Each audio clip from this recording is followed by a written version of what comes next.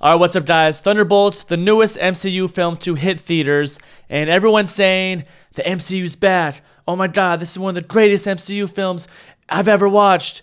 Is all of that true?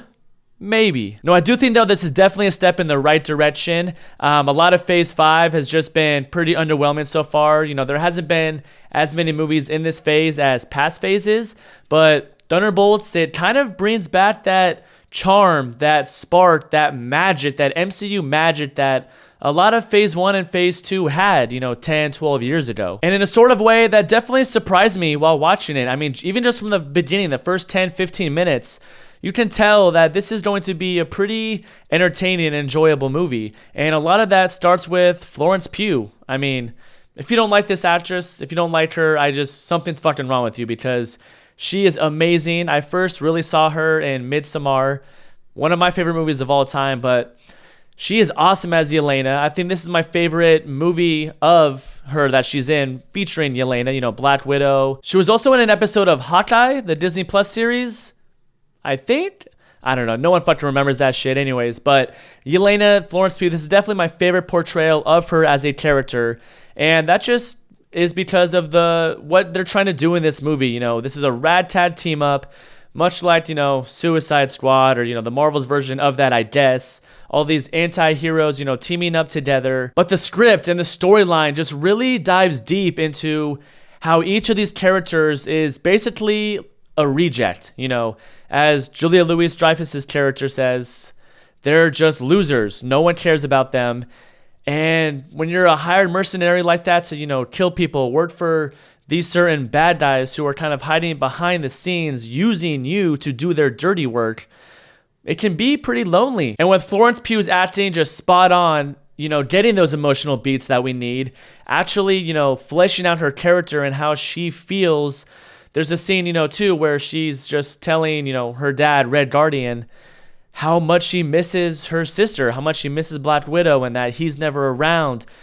She was brought up as a child in this Russian, sort of mercenary school, I guess, if that's what you want to call it, where she had to make a lot of, hard decisions, but she was a child, not really knowing what to do or what was right, and she made a lot of bad decisions, killing people, using people, and she really just shows that throughout her character, just in almost every scene. And I just really like the narrative in this movie, how they were willing to go that far. And a lot of this movie is about mental illness, not only with the villain, Bob, I'll get into that later, I fucking love this dude, but just all of these characters and how they are lonely. And, maybe they don't really like themselves or they don't like who they've become, deep down. And it just really focuses on that for a lot of this movie, which I just really, really enjoyed. And then, of course, Wyatt Russell, John Walker, making his return from Falcon and the Winter Soldier. I enjoyed him in that. And, the same thing with him, his character, we kind of get to see sort of, how he feels or his past, what he's had to go through. He's kind of a deadbeat dad, he kind of is, after he did what he did in the show, it just impacted his whole life. Everyone fucking hates him. He's no longer the new Captain America. And I mean, come on, it's Kurt Russell's son. I don't think this guy can necessarily do anything wrong, but I definitely like his character. I like him as an actor. I want to see him in more stuff, 100%. And one of my favorite parts of the movie, or just one of the best parts of the movie, is David Harbour as Red Guardian. Much like I was saying earlier with the magic that's back, that spark, that electricity.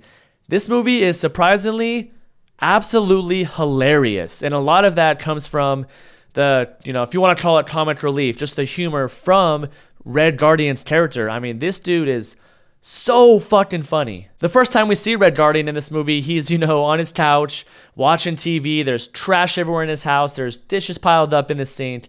And he's waiting on a DoorDash delivery. But, Yelena knocks on the door. He thinks it's a DoorDash. And there's a funny line with that, too. But Yelena comes inside. He kind of scurries to try to clean everything up a little bit. He, brushes his teeth with dish soap. And then, they start to have a conversation. And she asked him, "Are you fulfilled with this life?" And then he's just like, "I'm very full, very filled."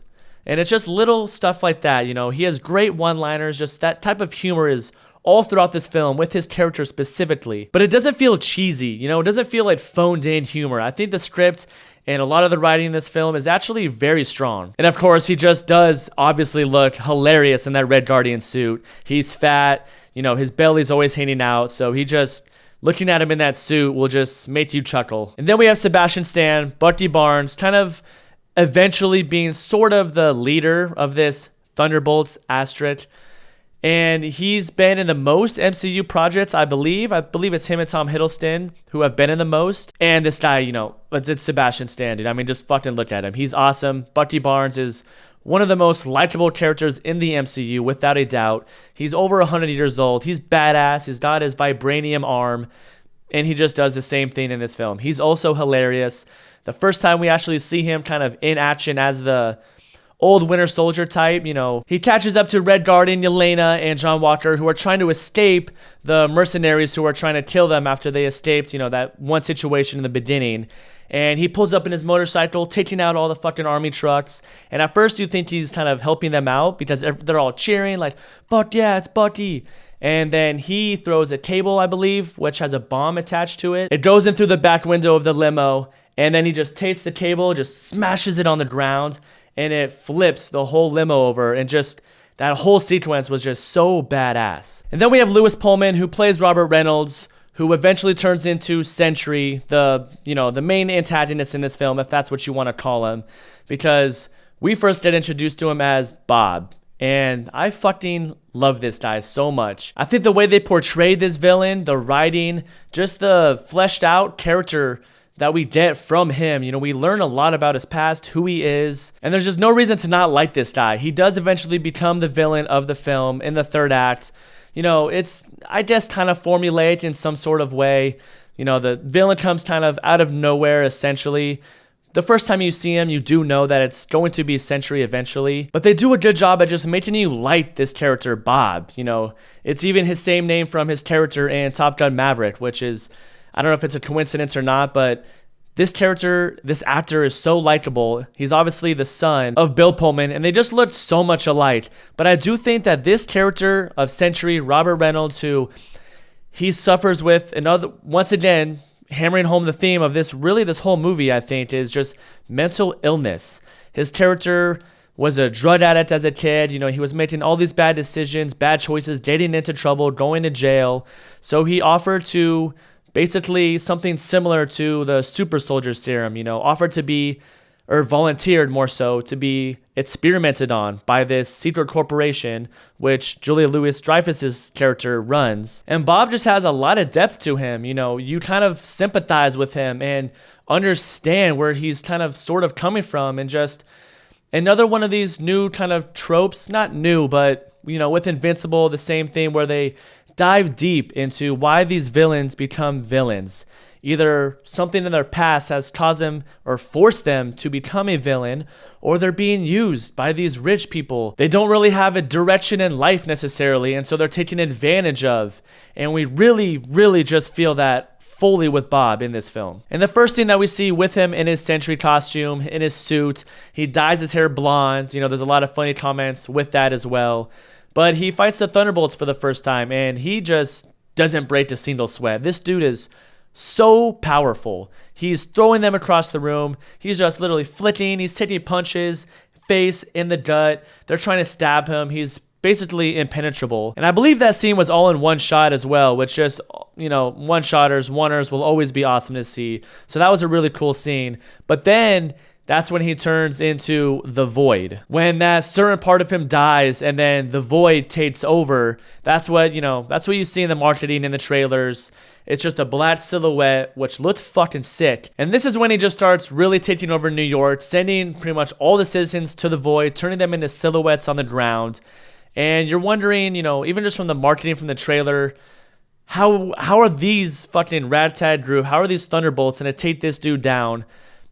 It does become a little obvious how they're going to do that. You can't actually beat him up. You can't destroy him. So there is obviously only one solution to beating this guy. But with the themes in the movie, how we kind of sympathize with Bob, the way they wrote his character, how we get to see a lot of who he is and the fleshing out that we get. I think it pays off pretty well. Bob is just this dude who's, been through a lot in life, suffers from mental illness, addiction in the past, being used, taken advantage of, being lied to a lot of the time, and he becomes so powerful that just all that nihilism and depression built up inside of him takes over who he is. He's so powerful that that's what happens. That's how he becomes his villain. So I really, really like that aspect of this movie and the dynamic of the character. I just really, really enjoyed that. And then Valentina, played by Julia Louis-Dreyfus. We've seen her just here and there. Falcon and the Winter Soldier. She was in another post-credit scene, I believe, in one of the other films. We've seen, glimpses of her here and there.